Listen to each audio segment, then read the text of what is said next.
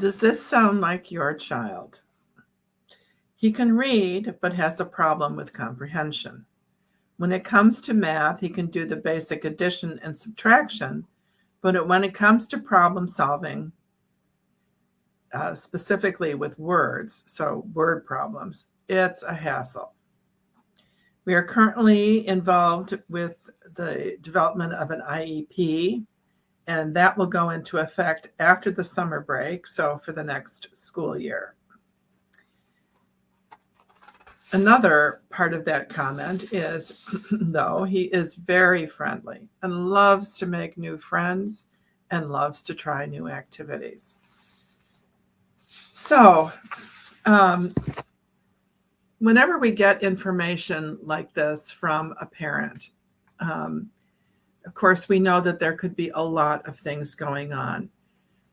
But usually when children are struggling with academics, in this case, both reading and math seem to be a challenge for this young man. We know that the likelihood is that there is a weakness in some underlying cognitive skill that is at the heart of those learning struggles. Most of the time, it's not a matter of curriculum and instruction. Of course, we can't completely rule that out. But very often when kids struggle in reading and math both, particularly we can connect these two in this very short description of this child. We are going to suspect that there is something going on underneath that's a cognitive skill that needs to be addressed. So a child who can read has been taught to decode, sound out words. Sounds like he can read at an appropriate pace with sufficient fluency, but has difficulty understanding and remembering what it is that he read. The fact that he also struggles, especially with word problems when it comes to math, suggests there's something really about verbal processing, the use of language, remembering and understanding language-based information that is a particular challenge. Now, it doesn't all just have to be about language. It doesn't have to be just about knowing the right kind of vocabulary. It doesn't have to be just about verbal reasoning and the basic ability to understand the relationships among words and things and concepts when they're presented in language. There could also be some other things that are going on that would impact this child's ability to do these kinds of activities. One of the skills that is very often involved with comprehension issues is working memory. And working memory, of course, is that ability to hold information in our minds while we think about it. So if we think about what's happening when we're reading, for example, we're going through the text, we're taking in pieces of information, we're holding them in our minds while we think about it. That happens in working memory. And it's our ability to hold that information and compare it to what we already know, which is how we comprehend. It's how we give meaning to things. We have to compare it. We have to have some prior knowledge that we can connect it into. And we do that while we're holding that information in working memory. And if we can't attach it to something, it really doesn't have any meaning. So if I were reading this, as something on my piece of paper here, and it says at somek T new, which is I'm reading 4 words backwards, doesn't mean anything, right? I can't connect that to anything. It has no meaning. I probably couldn't even repeat it without going back and rereading it. And it just has no meaning. And in order to create that meaning, again, we have to be able to hold that information in our minds related to what we already know. The same is true with a math word problem. A word problem of any kind is a word problem. It's expressed in language. And so it doesn't really matter whether, of course, the vocabulary might be different. We might have to be worried about whether we understand the relationships, but the same thing is true. So if we have a word problem that says, I'm just going to try to think of an example here off the top of my head, which isn't always a recipe for success. But there are, 5 trees in the garden, and it turned out that one of the trees had a disease and had to be removed. And so the family decided to plant 6 new trees, but then, in the garden, or in the yard.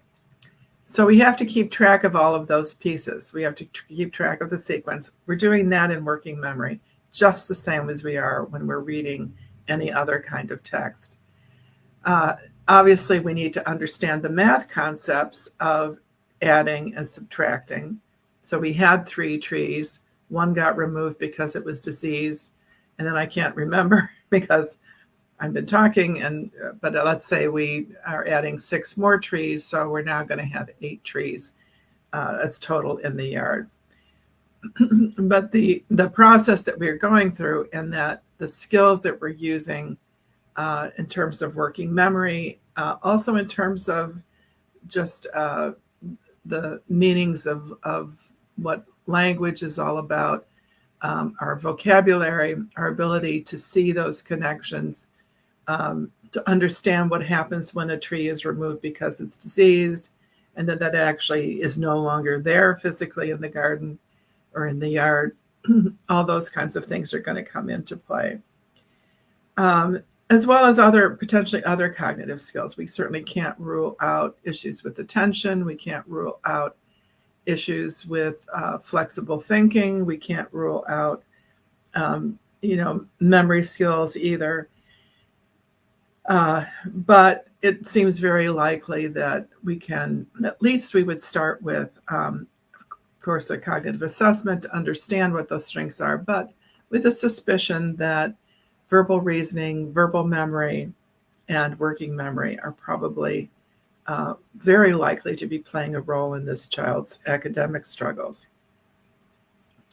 I also wanted to use this particular example because this is a family that is just at the very beginning of implementing an IEP, or an individualized education plan.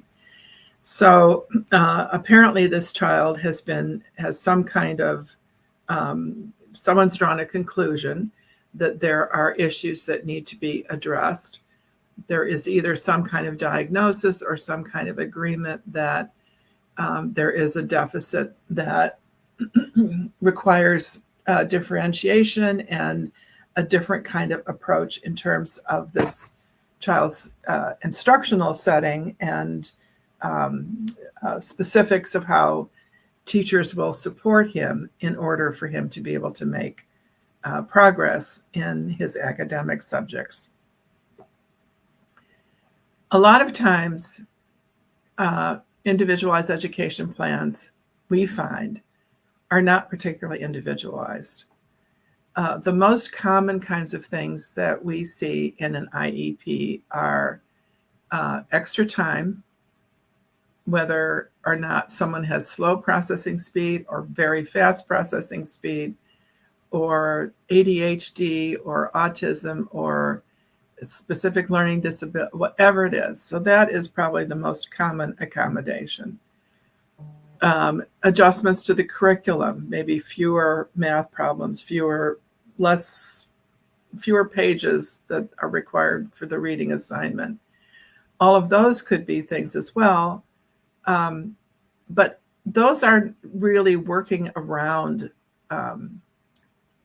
this child, whatever this child may be struggling with. It's not directly addressing the areas that may be the most challenging for them. Extra time may give the child an opportunity to reread that passage that they didn't understand the first time a number of times. Maybe that will help them understand it, but maybe it won't. Maybe there's something else going on. One of the things that typically won't happen is to come up with other strategies and alternatives to help a child who is struggling with comprehension. So it may not be a routine thing unless the teacher happens upon it for this child to be asked to draw, if he's got a, that math problem with the trees in the yard.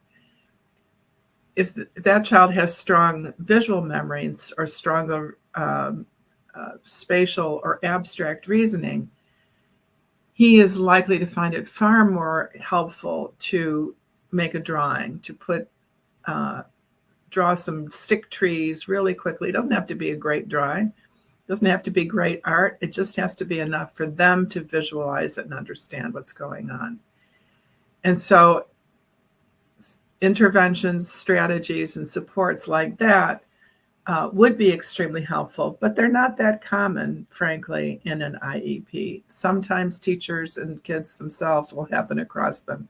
But unless you ask for strategies and approaches and opportunities for the child to practice them in that setting. So a child, for example, that has stronger verbal memory might be benefit greatly from having a chance to rehearse the information, whatever that new information is that they've learned. Maybe it's some new vocabulary, maybe it's just talking through that a tricky word math problem and repeating it, putting it in their own words, restating it, capturing pieces of it, highlighting the important parts. Those, again, are all strategies that would be very specific to an individual child's cognitive strengths and weaknesses. But of course, if it's just little extra time on the test or preferential seating or any of the many things that seem to be part of just about every IEP, we're really not going to see that. And one of the things that we would recommend in this case is to take the information from a cognitive assessment that we would do and translate that for and communicate that with the school and with the teacher and anyone else who's involved in working with that student to really help to incorporate some of those kinds of things into a new IEP. The last, just one other thought, because we love, here's a kid who's struggling with reading and he's struggling with math, and he may be starting to feel kind of, he's 8 years old, so, he's been probably having these problems at least for 2 or 3 years in school, probably going into, 3rd or 4th grade, and which is the point in time at which the system assumes that we're ready to read to learn as opposed to learn to read. And so that's a big switch. That's good, puts a lot of pressure on kids. But nonetheless, this is a great kid. He's friendly. He loves to make new friends. He loves to try new activities. And so he has not yet lost his enthusiasm for learning. Often when kids have difficulty and they have a series of experiences where they haven't been successful, it tends to beat them up. It tends to make them doubt their own capabilities. It makes them feel less self-confident. It's so important to grab this at that time, to really take hold of it. It may not take very long for this child to become discouraged, to lose confidence in himself and his own ability to learn. And that just should never happen. What we need to do is we need to understand really what these underlying causes are of his reading challenges, and then be able to provide the right kind of supports. And of course, never forgetting that we can actually strengthen these underlying skills, whether it's working memory, whether it's verbal reasoning or verbal memory, whatever those underlying skills are that are at the root of the difficulties this child is having with reading comprehension and math word problems can really be built up and strengthened so that those skills are just there for them to use. We talk a lot about these cognitive skills in our parent training webinar. and I will post a link to that in the comments. So I hope you will take advantage of that. Really starts to, for many parents, connect those dots where they start to see, okay, so now I see what the relationship is. I see what that underlying skill is that may be weak or missing for my child. And it's, of course, a very hopeful situation to know that there's so much that can be done about that. So I'll be back another day with another, does this sound like your child? In the meantime, I hope you will take an opportunity to watch that webinar and let us know if there's anything else we can do to help support you and your child.